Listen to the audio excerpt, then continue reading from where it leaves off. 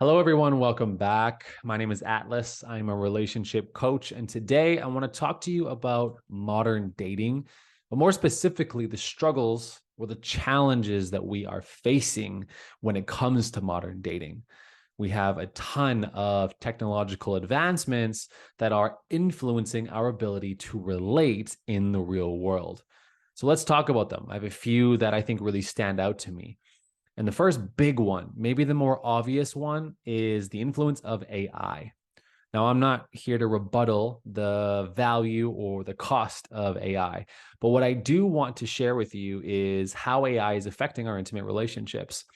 The first example I have is there is a online AI platform where you can actually hire an AI girlfriend. There was a company that partnered with an influencer and they created this persona that mimicked this influencer. And what this AI bot has the capability to do is adjust its responses, adjust the way it talks to you based on how you talk to it. And so it will operate in accordance with who you are, what your wants are, what your desires are.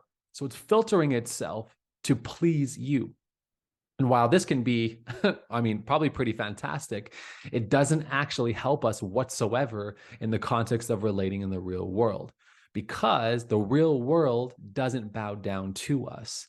It doesn't always offer us everything we want, need, or desire. It takes a little bit of work, takes a little bit of effort, and it requires us to learn how to relate to somebody else who is also asking us to figure out how to honor their wants, needs, and desires.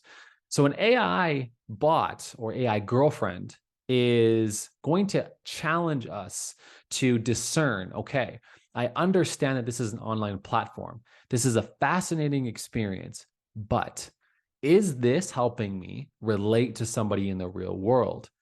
Is this helping me know what it's like to be rejected? Is this helping me understand what it's like to be really actually accepted or really seen or really heard in the face of another person? In many ways, it's not. And this is the challenge that AI presents, is that it brings a sense of false security, false sense of safety, and false sense of love, even a false sense of acceptance, because everything we offer it is contorted to make sure we feel good about it. It's there to please us. So AI is playing a really big part in the way we relate, but it's not just the fact that we can now start to date something that's online. It's that with ChatGPT, for example, you can actually enter in how to respond to somebody's messages. So let's say the person you're dating sends you a message and you don't know how to respond. You can actually go into ChatGPT and enter in, how do I respond to this? Enter, and it will give you an option on what to say. It will give you essentially a script on how to respond to this person. Now, I think that's actually pretty freaking cool. I think that's actually a really solid platform where we can learn what it's like to speak to someone maybe in a more effective or helpful way. But the challenge there is if we don't separate our voice from AI's, if we don't discern how we would say it, even though we've been provided with the tool. So if it gives us a specific sentence to say, I would hope that we are using that as a way to brainstorm other ways to respond rather than saying, that's the fact, let's just send that. Because then we're not really speaking from our authentic self. So then when we try to relate to this person in the real world, there's going to be a disconnect because we won't have ChatGPT built into our brain, at least not yet. So for us, it's important as human beings to understand that AI is not going anywhere and that it's going to keep evolving and growing. And so our work is not to abolish it or pretend like it doesn't exist. It's to just utilize it in the ways that are valuable to us, that help us operate better in the real world with a real person in our intimate relationships. So that's the big one. AI and ChatGPT. Those two things are powerful and they're causing a ruckus when it comes to our intimate relationships. The second thing is essentially the co-partner, I guess, if you will, which is social media. Social media is fantastic. It runs all of my businesses. It's where I access all of my connections. There's a lot that social media offers. But similar to ChatGPT and AI, it only offers us so much connection where we're still able to hide behind a screen, to stay in the comfort of our own home, to never really have to face the discomfort of being in front of another person. So social media can be great because I know a lot of people who have actually met, dated, and had long-lasting relationships from DMs. It's incredible. It's incredible how that gives us access to that. And there's nothing wrong with that.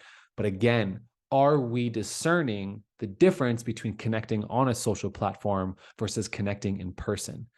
Is sending a message over our social media equivalent for us of the same confidence we need to say it in person? Is it helping or is it harming?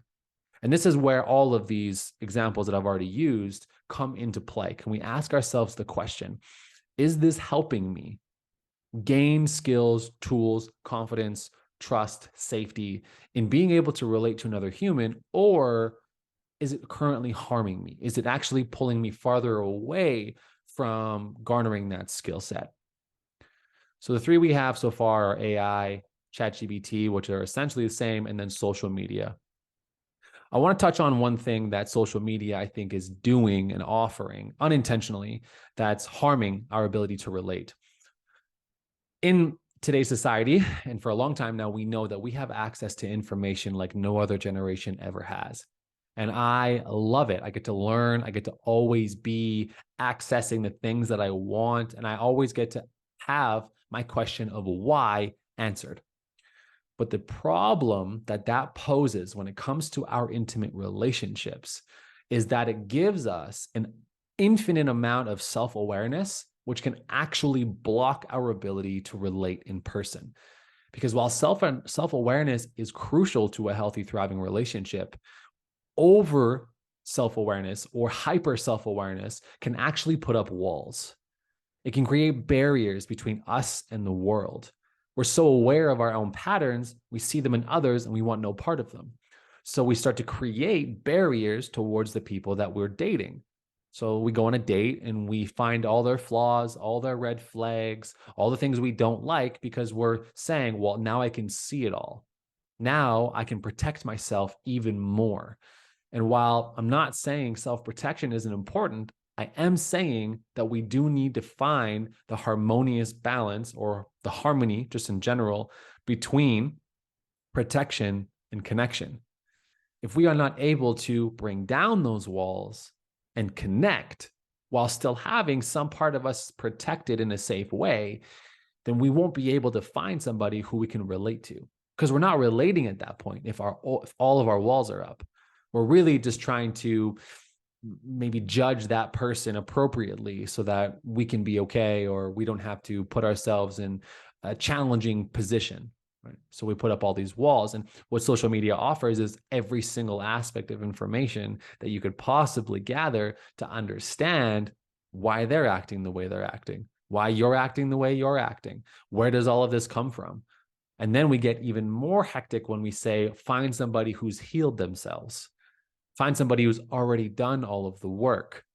Be wary of taking on other people's trauma. There are all of these big mottos that are being expressed. And while I do agree that they are important to an extent, too much of anything can turn into a bad thing. So we want to be wary. We just want to be aware. Kind of like when you're in dating and you have the rose-colored glasses on, and then you just let all inhibitions go and you kind of just give in to everything. You have no standards, no boundaries. It's the same concept. We've just swung it the other way.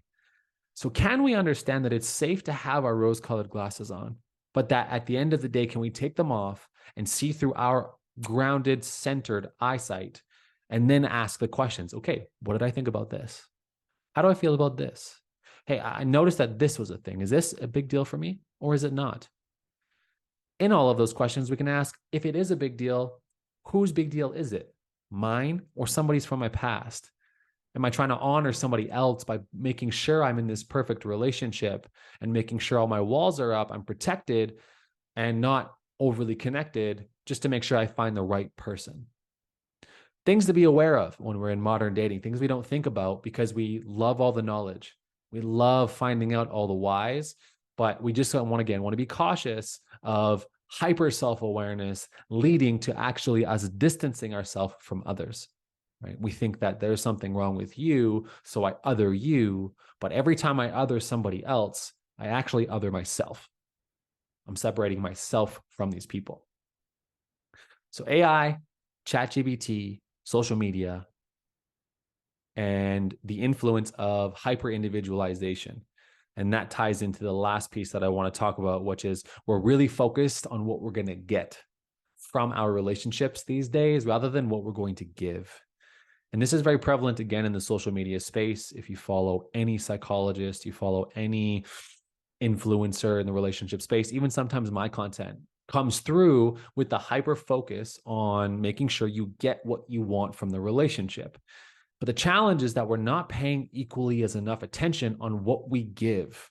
We think that we just automatically, by nature of being a whole and worthy person, are then giving that whole and worthy person in effective ways. But there are steps to a relationship that involve our giving as well, not just our getting.